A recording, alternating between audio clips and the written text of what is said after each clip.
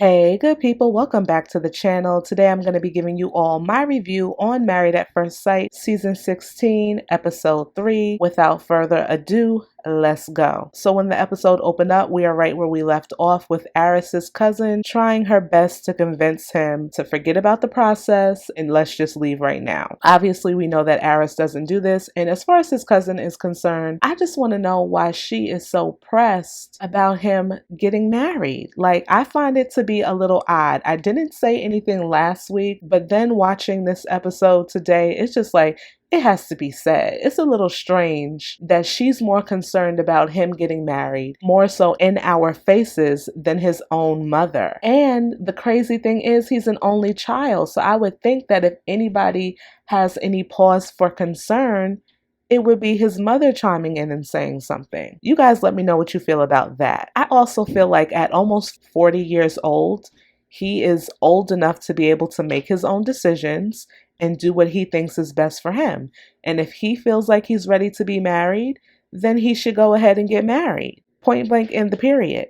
Now, cousin, if you don't support his decision, then you shouldn't even be a part of this process. You should have stayed yourself right on home. I thought it was very interesting that Arris said in his confessional, if his soon-to-be wife does not look like what he asked for, he's going to give his cousin a look or something, and that's going to be her cue for them both to get up out of there. And I hate that couples are so pressed on what their spouse is going to look like. Like, of course, everybody wants to be attracted to the person that they're with, but as I've said in previous reviews, looks fade. And sometimes you might not be physically attracted to the person, but as you get to know them, an attraction, it is very possible, and I'm sure it happens a lot, that you then do become attracted to that person. But I get it, like they're coming on the show, they're seeing what the person looks like, they're not really feeling it, and then they just feel like, oh, that's it.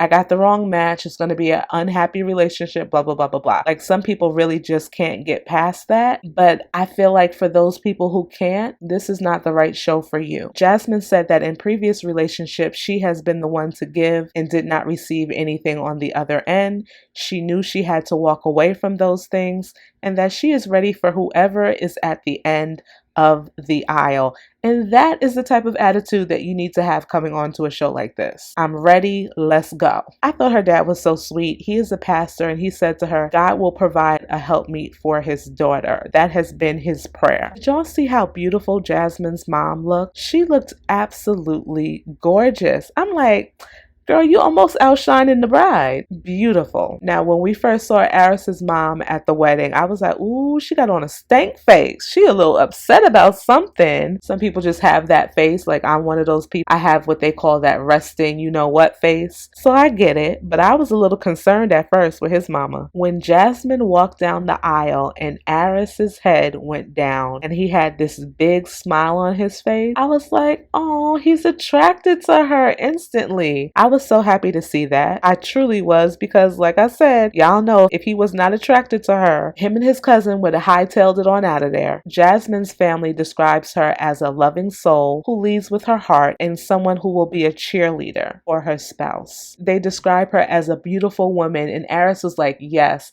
I thought that was so cute. I know that we are hard on Arris, but maybe he is ready for marriage. We'll see. The fact that he is attracted to his wife is nice to see that. Another part of the description that they gave for Jasmine, not really so much a description, but more like a statement. Her sisters was not playing around. They were like, don't break her heart. And then they panned into the audience and the sisters was like, right, don't do it. I thought that was funny. I really do like Jasmine's family. You could tell, like, if Arris think he gonna mess over her, he's got another thing coming, because there's like, her family look like they run real deep. So they pan over to Arris's mom and she now has a smile on her face. Arris is described as being super quiet. Communication might not be his best strength. He's passionate, driven, and smart. They say to love on him as best you can. We will always be there for you both. I thought that was really sweet. Jasmine's vows were so beautiful. She talks about how God masterfully found another human being willing to commit to this marriage, and that that she wanted to speak to the king that was in him. That is so beautiful. I think she comes across as someone who will really build him up, and I think that perhaps that is what he needs. You guys remember, I think it was last week when he was saying that he's kind of questioned his manhood a little bit as far as not having grown up with his father past 11 years old. He kind of questioned if he was man enough to do certain things. So I will say Jasmine definitely seems like the type of individual that will build him up. After she gave her vows, the pastor was like, boy, you better bring it. I said, I know that's right. Basically, Arris said that he will love and trust her and that he will be a teammate to her. I thought his vows was decent, nowhere on her level, but you know, he tried his best. I noticed that when they did kiss, they both looked genuinely pleased and happy with one another. Arris said in his little confessional that Jasmine was really pretty, and Jasmine said in her confessional that she finds him to be cute, but maybe a little on the shorter side. She's like, but you know what? I have on heels. She did also say that she was impressed by him. Now, as they're sitting and talking, kind of getting to know one another, she mentions the amount of dogs she has. I think she has 4 dogs. So he was like, 4 dogs? Now, I knew I was getting married, but dang, we got a whole family. I'm like, yep. At least she got that out of the way. Like, if you want to run, obviously it's too late, but you can leave if you don't want to be here. You know what I'm saying? But at least she was upfront and honest about that. And we're going to have to see how he handles that. Next up, we have Dominique and Mckinley getting married. He woke up nervous. He was questioning if this was even something that he should be doing. Meanwhile, Dominique is cool, calm, and collected. She's not worried, concerned, or nervous about anything. She does say her friends and her family are nervous. They have seen her in relationships before be the giver and not receive anything. Dominique's bridesmaid Jada was really encouraging to her and said that she is mature and feels like Dominique is ready to get married. I said, I don't know, Jada. I really don't know about that. We'll have to wait and see, because if you guys watched this episode to the end and saw these previews, it looks like something is going down between Mckinley and Dominique. And I'm wondering, I've heard little rumbles, but I'm wondering if they even make it to decision day. And I'm just going to leave it at that. So as soon as Mckinley could, he was popping that bottle of champagne with his groomsmen and his best friend, who happens to be his groom's woman. And I believe like the best man. You can't call her a best man, but like a best woman. Mckinley is afraid that he might not have been as specific as he should have been when it came to talking to the experts about what his wife should look like or what he was expecting her to look like. Mckinley, it's too late now. He went on to say that he hopes that he is attracted to her. Dominique's mom, you know, the mom who signed her up for the show, wants her future husband, Mckinley, to get ready to go hunting. Apparently they eat raccoon and squirrel. I'm like, okay, they're real outdoorsy. So she really wants her daughter to be basically with a manly man. Mom also said that she wants grandchildren within the next year and a half. Say what now? This is what I'm talking about with Dominique's mom. Let your daughter live her life. Stop putting all of this pressure on this young lady. She's only 25. That is young, but like I said to y'all a couple of weeks ago, I got married at 24, so it is possible that you can have a healthy and happy relationship married young. But I just feel like her mom really has a lot to say about her love life and trying to push her in the direction that maybe she is not willing or ready to go in just yet. Okay, as parents, we can envision things for our children. Obviously, we want the best, obviously, for our children. But if they're not ready for something, don't push them. And I feel like her mom kind of comes across as a little pushy. She's also going on to say that she hopes that her future husband is financially stable so that if Dominique did not want to work in the future, she could be a stay-at-home mom. And again, what does Dominique want? That's what I need to know. So Mckinley's friends ask him, does he have any reservations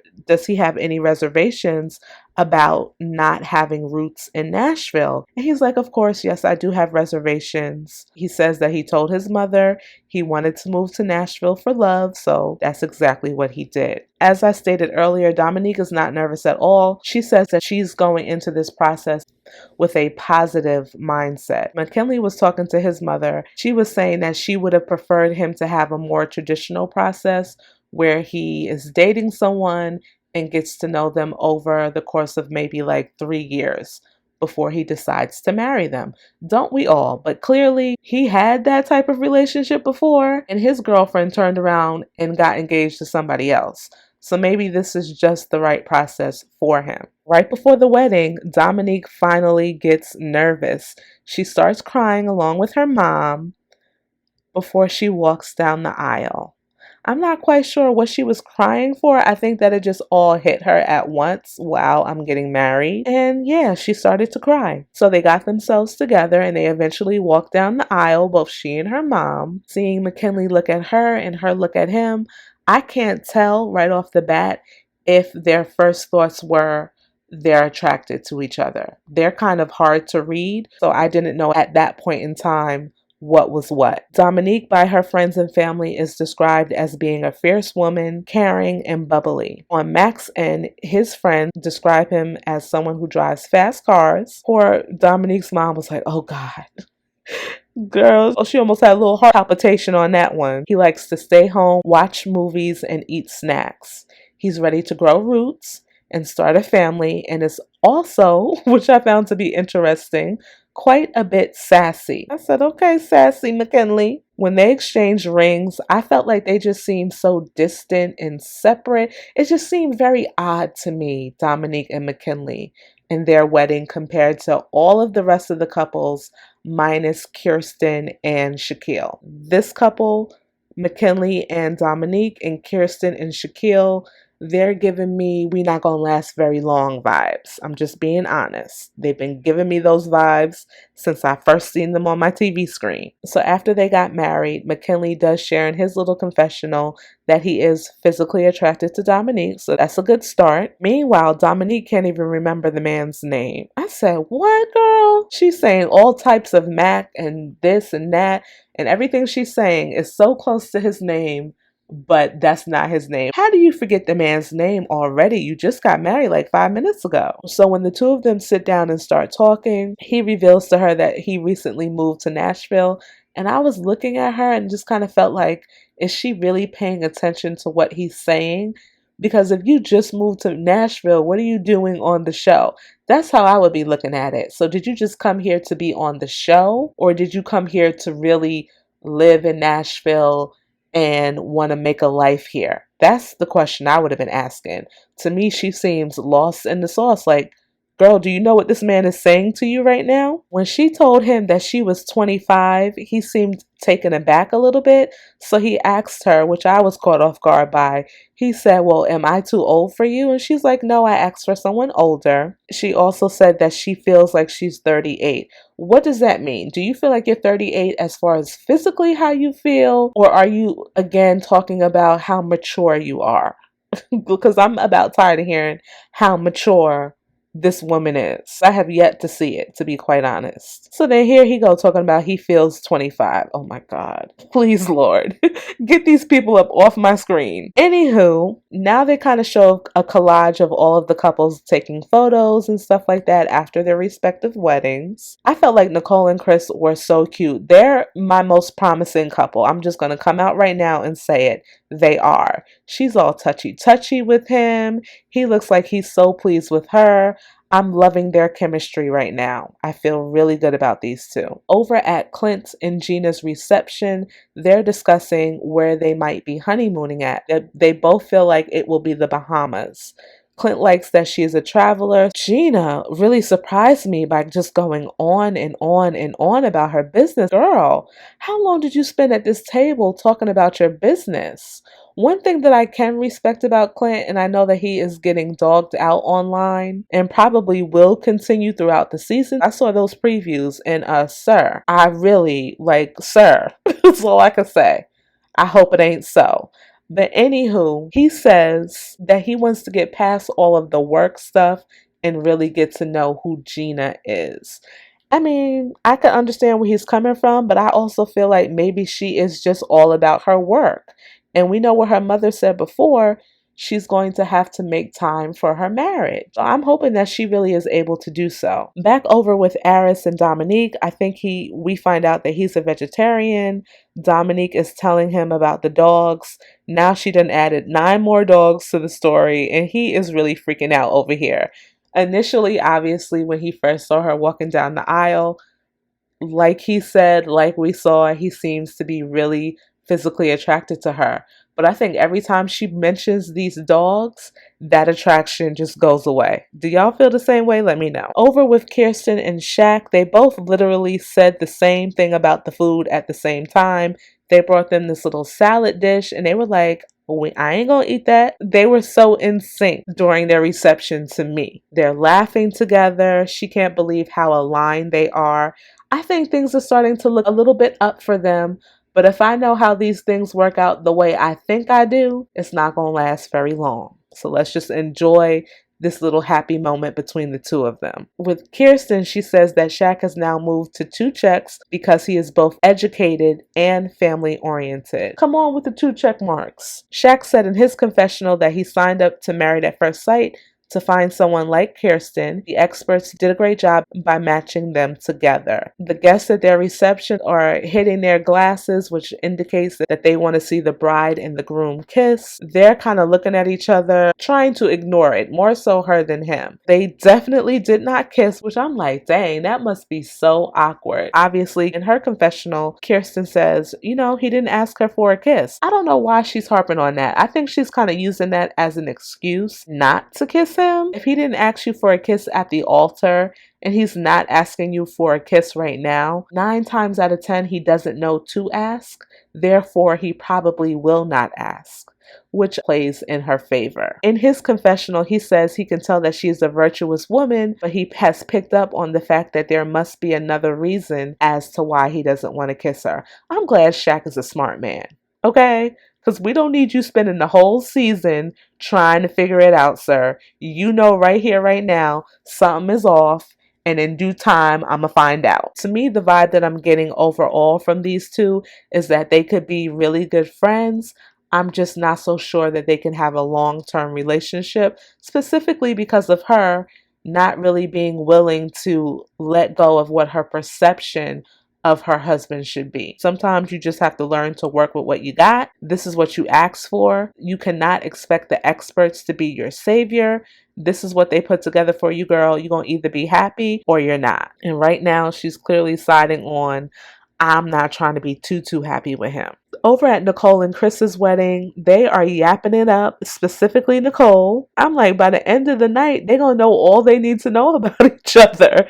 So at the rate they're going, then they show each of the families giving toasts. The best toast of the night came from Lindsay at Gina and Clint's wedding. She said, please never steal. And I'm like, okay, got it. We don't want somebody to be stealing. Never lie. Okay, I understand. We don't want somebody to be telling us no lies. And finally, never drink. And I was like, hold up, girl. I understand where you coming with everything else, but why can't they drink? What's wrong with drinking? She goes on to explain further and says that if you're going to steal each other's hearts. If you must cheat death. We need you both here. If you're going to lie in each other's arms. And if you must drink in all the moments that take your life away, like today. I said that was so beautiful and so touching. Each of the couples have now cut their cake. Shaq is sitting with Kirsten's sisters. They're giving him the rundown. They want to know why he signed up for Married at First Sight. What's his end game? What's his plan? This, that, and the third. I mean, you could tell these sisters are not playing with this man. They want to know as much as they can know in the little bit of time that they have with him. Shaq says that he's a God-fearing man. He asks for God to give him signs. And her sister was like, well, he's going to have to show up and show who he is as a man and as a person. And I know that's right. This all sound good, but we're going to need to see it, not hear it. So he's talking to them about school and stuff like that. And one of her bridesmaids says, well, I see you do a lot with school. Do you have time for Kirsten? And he's like, yes, I definitely will have time for her. In Kirsten's sister's confessional, I thought this was hilarious. She was like, we're going to be grilling him like a rack of barbecue ribs tomorrow. And I'll be here for every second and let you know exactly what I feel about it. Over with Dominique and Mac. I'm going to call McKinley Mac for short. Dominique meets his mom and his sister. He asked his mom how she felt about him doing this process. And his mom was like, I did not like it. I did not like that he was getting married at first sight. His sister says that she was supportive from the start and she kind of got their mom on board. Dominique then brought up race, which I was like, ooh, this is taking a left turn a little bit. She's biracial, so she lets his mom know that she really wants to be accepted for who she is. I thought his mom's response, I don't know if she was caught off guard or what, but it wasn't convincing to me, so I could only imagine how Dominique must have felt. His mom says, yeah, I think you're lovely, but yes, it's hard being married. I don't know. What? She's asking, are you guys going to accept her being biracial? Answer the question. I'm going to give his mom the benefit of the doubt and say perhaps she just felt a little thrown off by what Dominique said. Okay, we're going to leave it there. Toya, who is Dominique's mom, tells Mac that Dominique is biracial and she wants to know if there's going to be any issue with his family regarding this. At one point, she mentions his grandmother, and I'm like, Dad, not you calling out his family members already. He's like, no, we have an open-minded family, blah, blah, blah, blah, blah. So in her confessional, she says that she's very uncomfortable. She doesn't know he could be Jeffrey Dahmer. And I'm like, Miss Toya, you the one who signed your daughter up for this show. Now is not the time for you to be questioning who this man is. You knew what the process was. If that was of concern to you, then you should not have signed her up on this show. And I'm going to just leave that there. Jasmine's bridesmaids meet with Arris, and he asks them if Jasmine is a good communicator, saying that he himself has gotten better with communication. They say she does not like confrontation, which might cause her not to say something because she may not want to make him angry. He says that might make things worse, which I totally agree. Sometimes you have to have confrontation in a relationship to be able to better understand one another. And if you're going to be married to someone, you can 100% expect there will be times where you guys have confrontations. It's how you guys talk to each other that's going to make all of the difference. You have to realize you're two different people coming together to form this union. She's not going to understand everything that he says and does, and vice versa. That's a part of being in a marriage. One of her bridesmaids was like, I think her sister said she's hoping that Arris can kind of wheel her in a little bit. Jasmine is sitting down with Arris's mom and her cousin. Oh Lord. His mom says, you look happy. She said, yeah, he's easy on the eyes, and I just appreciate how honest and comfortable she seems to be with his family. I think that's really cool. So his cousin wants to know if Jasmine has uncovered anything with the experts that may have made her own relationships not work out in the past. Jasmine says that she realizes that she could be stubborn sometimes. His cousin says that Jasmine comes from the pageant world, therefore she believes that she has an answer for everything, and so she's a little uneasy about everything. I don't feel the way that his cousin feels. I feel like Jasmine just knows exactly what she wants and what she will put up with at this particular point in time in her life, and the work that she's willing to put in to her marriage. I feel like his cousin is now kind of nitpicking a little bit at her and trying to find negatives as it relates to her, kind of justify her reasoning for why she feels like Arris should not be married. In my opinion, how could Jasmine have a good answer for a question that she may or may not have known would be asked? Cousin, girl, bye. Over with Gina and Clint. Clint meets with Gina's bridesmaids. He says he's elated. They want to know what makes him ready for marriage. He says he has learned so much from his previous relationships and believes that he has what it takes to be in a long-term relationship. As he's talking, I'm thinking to myself, her bridesmaids are one question short of realizing that this man has slept with 65 people in the past. I almost thought they were going to ask that. I really did. So they go on to ask him, well, what are you most excited about when you will be alone with Gina? And he says he's really excited to get to know her. If they were talking about anything other than that, he does not want their relationship to revolve around the bedroom. Nicole sits down with her friends and she's getting the vibe she does not want him to feel unappreciated. She says that she's going to have to work hard to make sure that he feels as if he is appreciated. She goes on to say that she wants to be herself with him. She's a little nervous because everything seems to be so great right now. And her friends really encourage her to think, what if everything works out? What if this is what's supposed to be happening the way that it's happening? I get it. Over with Chris, he meets with Nicole's dad, and Nicole's dad wants to know how he will treat her. Is he a criminal, bad person? And to me, these are typical things that any parent would have concerns about, especially in a process like this. Chris says he is ready to be married. Her dad says, well, life will get hard, so how will you respond to life being life? Nicole's dad says that he expects them to be married for the rest of their lives and that he is concerned that it might not be. Now, again, some people might feel like Nicole's dad is being too harsh, but I feel like he's saying what needs to be said, period. In the next scene, Shaq is over there giving Kirsten a show, honey. He's trying to get the garter, however you call that thing. He's going up under her dress. I mean, he's real slick. He got a little movement to him. Okay, Shaq, I see you. And I think that she was really probably impressed by his dancing skills and how he was doing his thing. I thought that was cute. At one point, it looked like he was about to take his clothes off. And I'm like, Shaq, her mother is a couple of feet away. And this is completely inappropriate for your wedding. Dominique's friends want to know if she felt any chemistry after kissing Mac. Dominique says that she did not feel weird. She gave an emphatic no when they asked her if anything will happen tonight. She says to them that she really wants the tension between the two of them to build. Over with Mac, he tells his friends it's not up to him, it's up to her. Well, honey, let me just let you know right now, Mac, that ain't happening. Chris's friends ask him about consummating the marriage, and he says he doesn't know. Nicole tells her friends that she does not want to rush it. She says they have time for that. I think it's really good that both Nicole and Chris's friends point out the fact that there is chemistry between the two of them. Back over with Jasmine and Arris, Jasmine tells her people that she's attracted to Arris. She gives him a 9.5, saying nobody is perfect. One of the bridesmaids points out that the kiss that they had was a little weak, and they laugh a little bit. And her sister says, he's a 9. Girl, act like it. I don't know why, but that made me laugh. Arris's guy friends ask him, if Beyonce is a 10, what would you give your wife? And he says he would give her an 8. His friends say, that's not the right answer for a married man. And he thinks about it and he's like, yeah, that isn't the right answer. I'm going to give her a 10. Over with Jasmine's friends, they ask her, are you guys going to be doing anything tonight? And she says to them, I might give up the goods on the honeymoon. They're like, girl, that's 2 days away. Back with Arris's friends, they ask him if she, meaning Jasmine, said we could do whatever you want to do tonight. What would that be? He said he would tell her to get on her knees. Oh my God.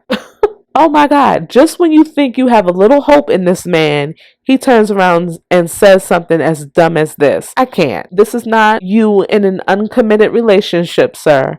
This is you and your wife, okay? No. Over with Shaq, he tells his friends that he prayed for this and it happened. His friend asks him if he was going to be doing the do. Shaq says, we'll see. I said, sir, you definitely won't be seeing. It ain't happening. And I don't even know why his groomsmen would ask that question when they haven't even kissed yet. Kirsten told her girls she turned her cheek because he has a bald head, and then also because he did not ask. She goes on to say that if he did ask, he might have had a better chance. I don't think so. I think she would have politely told him, no, or you can kiss me on my cheek.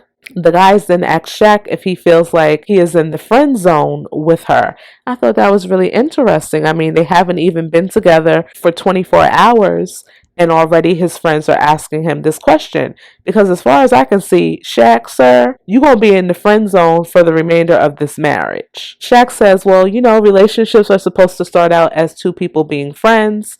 He wants to be a friend to her first. No, sir, that's the wrong answer, okay? You only have a limited amount of time to woo this woman and to try to hold on to her and make something of this marriage. So she cannot just be a friend to you. She is your wife. If you have the mindset that you want her to just be a friend, that's all you're going to have out of her. Thankfully, his friends kind of told him the same thing. Kirsten says everything else about Shaq is basically what she is looking for. She tells her friends that she is unsure if she will kiss him later that night. I can fill in the blanks for you. She absolutely will not. Back over with Dominique and McKinley, she has finally figured out what her husband's name is. Praise the Lord. Hallelujah. She says that she feels like if they're both 100% committed, then their marriage should work out. With Clint and Gina, Clint says that he is ready to spend the rest of his life with Gina and that it's smooth sailing now. So now the reception is over. We are now with Chris and Nicole, and Chris brings Nicole up to their honeymoon suite and he asks if he could pick her up. So he picks her up and carries her into the room, and I thought it was just so romantic, and she was so encouraging to him because initially it seemed like he was going to fall a little bit when he first picked her up. But she was like, no, you got it. And I thought that was so cute that she encouraged him and let him know that he got her. They start to talk about their dogs. I think he has 3 and she might have 1. And he wants to know, does she allow her dogs to sleep with her? And she says, yeah, the dog might sleep on her face or here or there. He also says that he allows his dog to sleep with him as well, but he was willing to break that habit for her. What a sweetheart. What a sweetheart. I really like Chris. I really do. They start getting a little closer to one another, and all I could think of is, Nicole, you better make sure you listen to your mama. Don't mess around with this man just yet, okay? Don't build that foundation of your relationship just yet. Give it some time. Remember what you said earlier. Y'all have plenty of time to get to know each other on that level. And that was pretty much the end of the episode. You guys let me know what you thought. Thank you so much for watching, and I will see you in my next one. Bye-bye.